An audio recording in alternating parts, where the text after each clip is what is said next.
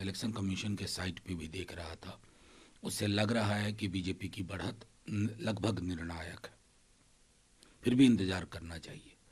अब चुनाव के नतीजे हैं, एग्जिट पोल को क्रेडिट देना ना देना वो अलग मसला है, क्योंकि एग्जिट पोल कभी सही होते हैं कभी गलत होते हैं। महाराष्ट्र और ये सब हरियाणा उदाहरण है।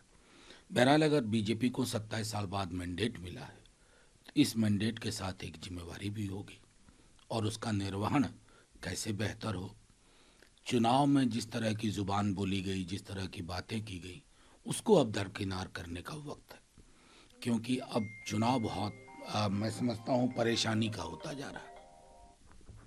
सर, अगर यही ट्रेंड कायम रहता है, नायक लग रही है कि बीजेपी की निर्णायक ये बढ़त है, तो आम आदमी पार्टी अगर पिछड़ रही है तो कौन से फैक्टर आप अहम मानते हैं दिल्ली में जिसकी वजह से वो पिछड़ रही है? देखिए, पॉलिटिक्स में ये कहना कि कौन सा फैक्टर है ये बड़ा मुश्किल है। किस फैक्टर पे 240 पे आ गए, ये चीज़ें एकेडमिक डिस्कशन के लिए हैं।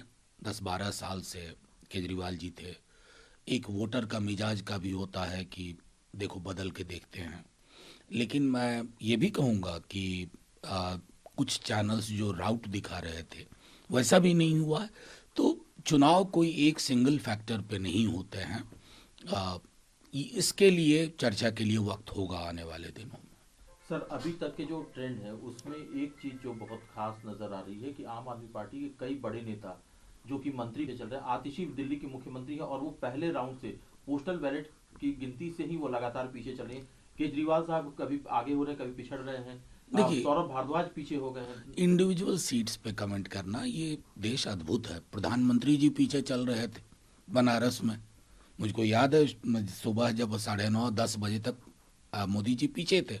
तो ये चुनाव है, जनतंत्र की यही खूबसूरती है कि कब आपको अर्श पे रखें, कब आपको फर्श पे लाएं, और ये सब पे लागू होता है किसी भी पॉलिटिकल पार्टी के लिए। लेकिन सर, कल से क्या 2 दिन से आरोप तो आम आदमी पार्टी के विधायकों को ऑफर कर दिए देखिए, पैसे। भारतीय जनता पार्टी इस पर्टिकुलर केस में क्या कह रही है मैं नहीं उस पर टिप्पणी करूंगा।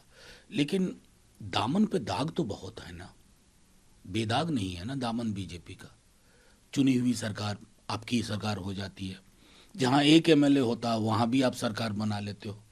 तो दामन पे दाग तो बहुत है।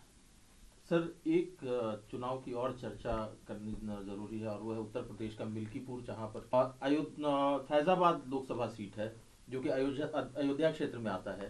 फैजाबाद लोकसभा सीट भारतीय जनता पार्टी 6 महीने पहले हार गई थी, लेकिन मिल्कीपुर में निर्णायक बढ़त हो चुकी है। 25,000 से ज्यादा की बढ़त है। क्या देखिए, कहेंगे? महाराष्ट्र में तो बीजेपी हारी थी लोकसभा चुनाव में।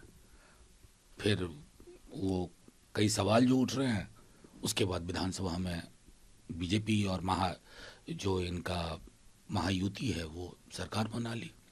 तो इन निर्णयों को उनके विवेक पे, लोगों के विवेक पे छोड़ना चाहिए। और मिल्कीपुर को लेकर के बहुत गंभीर शिकायतें भी थी इलेक्शन कमीशन के समक्ष, तो उन सब का आकलन वक्त करेगा। लेकिन सर, ये सीट दोनों पार्टियों के लिए, समाजवादी पार्टी और भारतीय जनता पार्टी के लिए, नाक की लड़ाई थी।